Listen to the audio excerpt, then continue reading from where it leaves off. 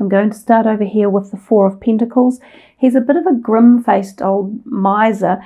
And of course, again, he's at the Pentacles. So there's two of your energy that came out in the reading, these two here. He's not really as grim as he looks. He's concerned about his wealth or what he believes to be lack thereof. So sometimes this card can represent undue worries about financial events taking place. So some of you could be thinking, oh my gosh, whatever we're doing at the moment is creating a lot of extra expense. Have we got the money? Can we afford this? Or some of you might have been saving and squirreling away some money for a special event, because that's what this can mean too, kind of like calling on your savings or utilizing them. So the thing is, he actually has a lot of money. You look at him, he's covered in money. So he's not doing as badly as he thinks. So don't worry about your finances too much this month. Both of these Pentacle cards at this stage for you represent fairly positive financial movement and abundance. Sometimes this can mean that you are investing money or that your investments have paid off and there's some sort of dividend coming your way. Now, the other thing I've noticed with this card, it can reference like sometimes an inheritance, but the other time it can reference money that is attached to something via the heart. And when I say that, I mean it can be like not as actual inheritance, and it's not that someone has passed away, but they could be loaning you or gifting you money, but there's an emotional attachment to it. So sometimes this can be when things like people say, look, I'd love to give you some money to buy your home, or to go towards a mortgage for your home, or to get that new car for you, or to go on your trip, but you've got to come and visit me, or you have to come and live in the same neighborhood as me. So what I have found with this card is it often leads to finances with attachments. So let's see what the clarifiers are going to be. And this deck here is an energy deck. It is very close to a tarot deck. So we're just going to see here for Taurus, what is the clarifier for this Four of Pentacles? What else would you like us to know about it? A little more shuffling. Clarifier for the Four of Pentacles. Rest and rejuvenation. Well, perhaps those Four of Pentacles are going to lead you to a place of rest and rejuvenation. Perhaps you are contemplating taking some time out, which might be that this money is enabling you to do such like. It could be that you have had a lot on your mind regards money and investments, or the lack of money for some of you.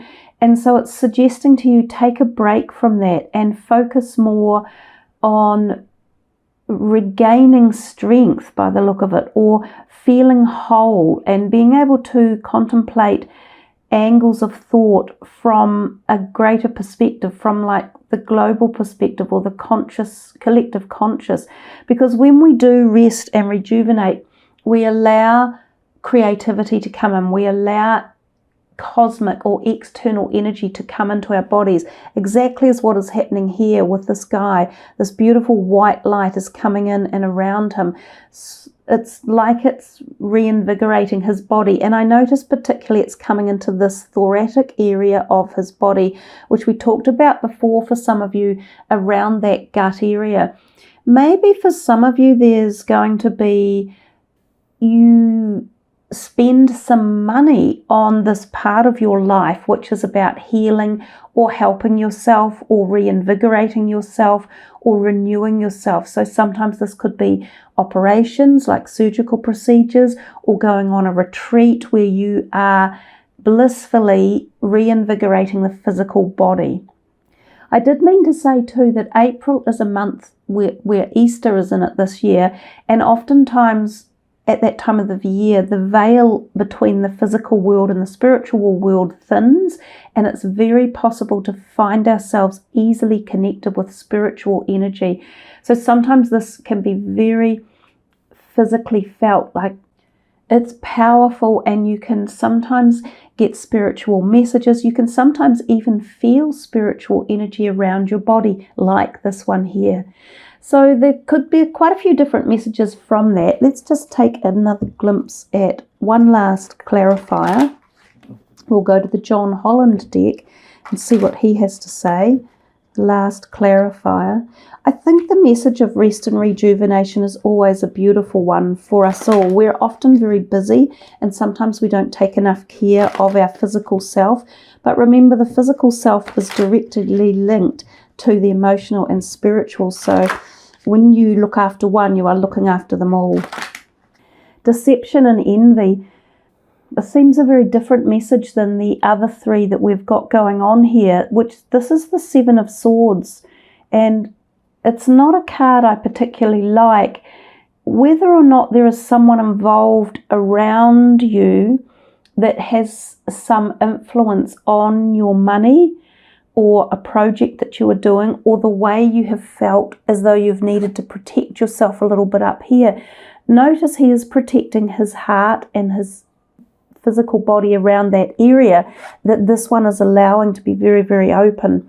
So then you're getting this third person in that's playing some sort of role that they're saying perhaps there is someone around you that you do need to protect yourself from at all levels, emotional, spiritual and physical, but also possibly your finances or things that you might be thinking of doing with your finances. If I were you in this month, I wouldn't jump into any quick get rich schemes, and I would be careful about where I was investing or who I was purchasing things off or uplifting things off, especially online. Be careful with your own personal information, things like passports, wallets, and if you're traveling, take extra care of potential thieves in certain places. And that could be anything, just, like steal your bracelet off your hand or your watch or rings or anything along those lines. I really don't like this character, and I'm not that happy when he turns up in readings. He was there a lot in the March readings for a lot of people. So because I don't like him, I'll put him down the bottom. And we'll move on to the next one, which is Judgment. Judgment card is a very spiritual one, and we kind of talked about that a little bit before, saying that this is a month potentially of great spiritual awareness and awakening. The planets are moving in some interesting ways. Sometimes we can be in a place in our lives where we are awakened. Now, because it's your birthday month coming up and through from April into May, you can be reconnected with your soul's journey if you meditate and if you really find through something like this the peace and the rejuvenation and the time out.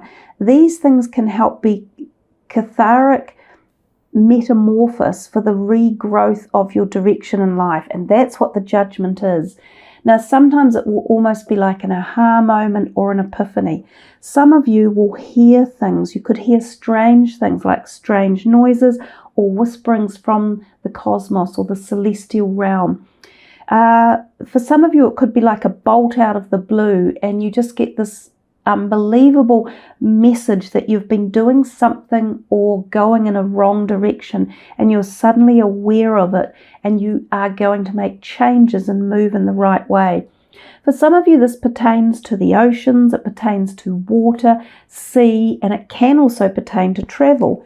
So I'm inclined to go back to John Holland, because we've already got the worst card out of the deck from him. That's been and gone. Well, when I say the worst card, I'm being a bit dramatic. The Seven of Swords. He's not nice because he represents other people most usually and the damage they can do. Sometimes he does represent ourselves, and he represents that we need to be careful on the way we are acting in things. And that could be around your money, or it could be around situations and relationships as well. So I did forget to mention that initially. Let's see what the clarifier is here for the Judgment. Patience and planning. We're back again with more pentacles. So we've definitely come into some sort of money realm, I think, for you guys in April. This one is the Seven of Pentacles, and traditionally in the tarot, that is a guy in a field with a bunch of grapes, and it shows again really quite good stealth around our financial planning and decisions. There could be something then if this Judgment card, and we've had another Pentacles out, this whole change or nemesis coming for you might be to do with your careers. It might be to do with what you do with your finances, how you invest it, or how you get money from people, or what you do with it. So I'm going to just pull another one of these very quickly. It also shows working with the hands and being a worker of the land, and that kind of you're reaping the rewards of knowledge and hard work. I'm just going to look a little deeper. One more. It's like you are waking up adjacent possibilities. I love it, because what is the Judgment if it's not realizing that there are other ways and other means? So there's something that you're either being awoken to or alerted to, or an offer of some sort, or an understanding that something you were doing wasn't fundamentally going well enough or in the right direction, or that you could be doing something way better. And the money came into it, and it's the number 7, which we said the month of April adds up to the number 7 as well. So for some of you, there's a realization here about your finances or your career, because finances are often tied up with our career sector. Some of you could make massive changes in your life and do a 180-degree flip from going to something like an office worker to become a manual worker. Some of you might be deciding to make a move to live on the land and be self-sustaining, or become eco-farmers, or environmentally more connected, or you might suddenly start a business of your own when you've been employed by someone else. Others of you might give up a business and go back to being employed by someone. So there are a whole lot of different things that are popping up in here. Both of them are leading to opportunities, to changes in direction, to contemplation and awareness and awakening of ideas. Now this Knight of Pentacles, he comes after the Page, so he still has a degree of excitement and newness to his prospective journey. Again, he has a pentacle. He is often associated with the careers or our financial sector in life, and he is looking into the future. There seems to be this bright red, what we might call the sun behind it, and we've got another sun over here. Sometimes that can represent eclipses, so this could be something that started back at the beginning of the year, or it could be that it's coming and forming its process for the new eclipses in July. So he often turns up when there is the promise of a new job or job opportunities, or something new presenting itself to you around the career realm. And we've seen plenty of that within these other cards that we've been looking at. So let's have a look and see here what that might be. We'll go to these angels. Whatever it is, he's usually very practical, he's logical, he often has a great idea or understanding around financial matters. He can be very thoughtful about money and finances. He can be doing a lot of research, or he can be doing a lot of detailed work about how a project could pan out, or what would be a good project to uplift.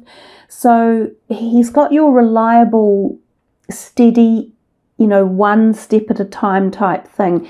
When he turns up, it's not necessarily rapid, but it's usually positive. He doesn't do much wrong, this Knight of Pentacles. That's a couple of times the No card has come out in readings just recently. So is this something you guys have to think about? If there's an offer coming, or you are thinking of something new, or you are looking into something around the career, or around money or finances, you're getting a bit of a no. So what does that no reference?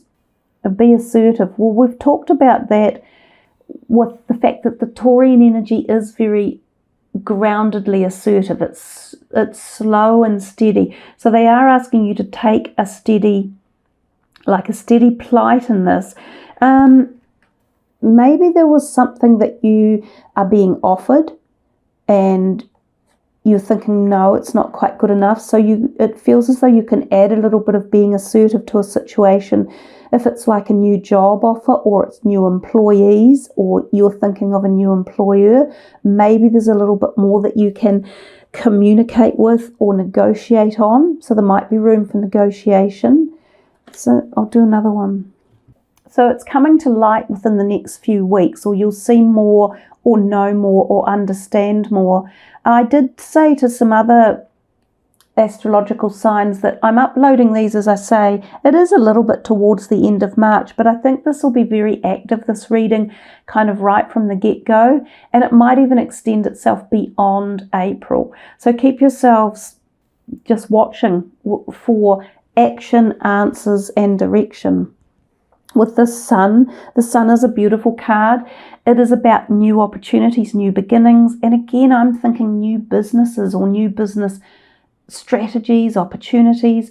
It can be about love and romance because there's two youngsters admiring each other there. So this can mean young love or tender love. It's a very fertile sign as well, so great fertility. Sometimes it can be the conception of a baby, or it can be the merging of families and new children coming into family units. There might be a pregnancy announced with a youngster, like a younger person within a family. So for those of you who have older children, it might be an older child that says, oh, look, hey, we're having a baby. It can be the announcement of engagements or weddings. As I say, it can also be very much about new relationships, so love relationships, but also businesses. This can be the signing of, the sealing, or the formatting or structuring of a new business coming.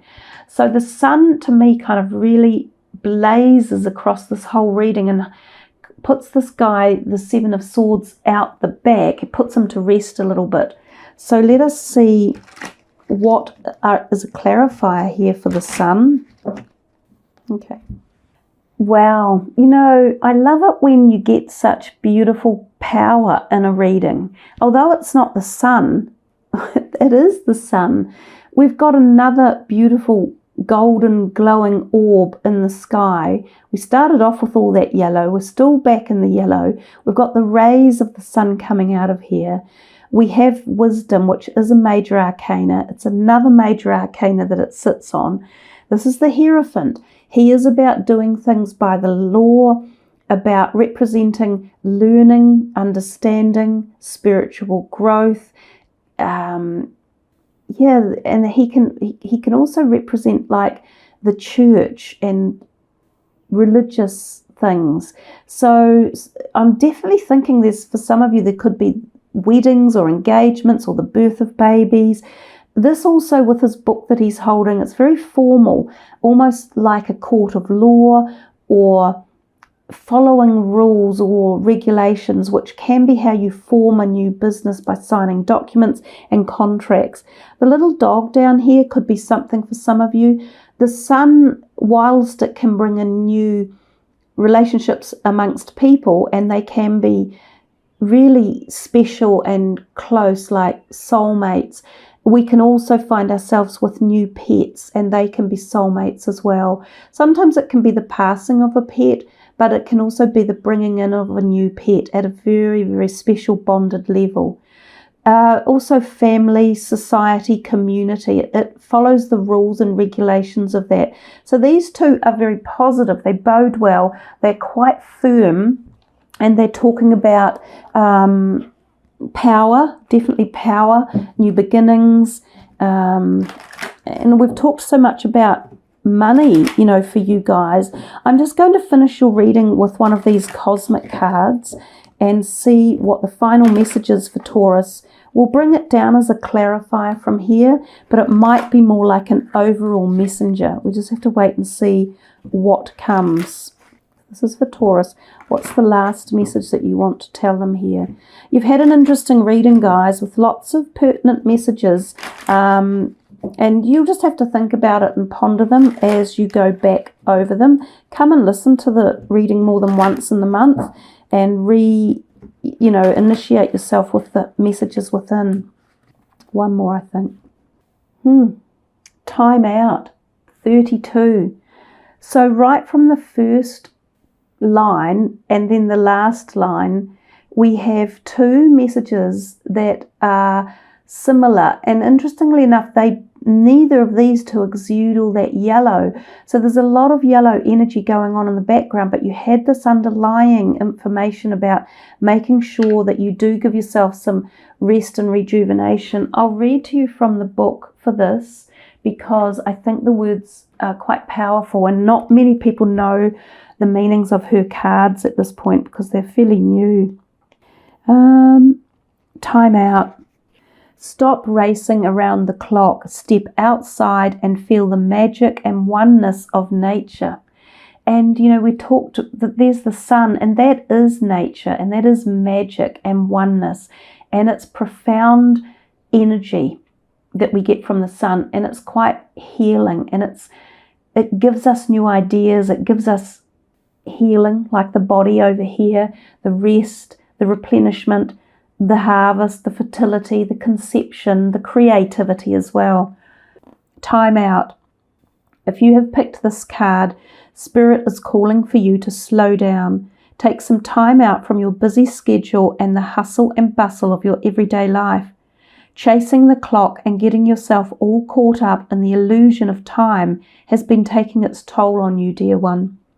For so long you have been at war with time, with statements like, I just don't have enough time. Spirit understands your hunger and desire to evolve as a soul and can see the blockages that stop you from exploring further. You see, the universe grants your wish on a daily basis by ensuring you don't have time. Your words hold so much power and as such should be used wisely. Feeling as though you don't have time can leave you irritable, anxious, and drained. Recharge your body, mind, and soul. Step away from the stress of the ticking clock. Step outside the natural world. Smell the flowers. Enjoy the sunset and breathe in nature's beauty. Disconnect from the phone, computer, and TV and connect to nature's rhythmic cycles. Ground yourself by feeling the grass under your feet. This is the best way to unwind and renew your energy resources. By having this time to unwind and reconnect with the oneness of nature, you will feel refreshed and renewed to continue your work with inner calm and peace. You will find that by doing this, the answers that you seek will come and clarity and understanding will be achieved. You can use an affirmation. I am alive to nature's magic as I dissolve in the oneness of all that is. And interestingly enough, the associated chakra, which is exactly where we started the reading, is the solar plexus chakra, the yellow. So I did say there was that kind of background hidden message, and I wondered what it might be. So it might very well be that if any of you have been winding yourselves up and been feeling a bit anxious through the stomach or tense through there, or finding like you might not be connected to your gut instincts or have been making some wrong decisions or felt wrong about them, then these are all the messages for you within this reading. So there we are, Taurus. That is a lovely reading, and it's a nice way to finish. It's a very peaceful way to finish this, with all this wisdom, with the sun, all the sun's rays shining, then grounding and connecting to Gaia, and then rest and rejuvenation, resting it out, timing it out, and knowing that you have some changes that you are gearing up toward, but there are so many opportunities. You just have to make a decision. And often, as I said, when we rest and rejuvenate and take some time out, the decisions become easier and more obvious.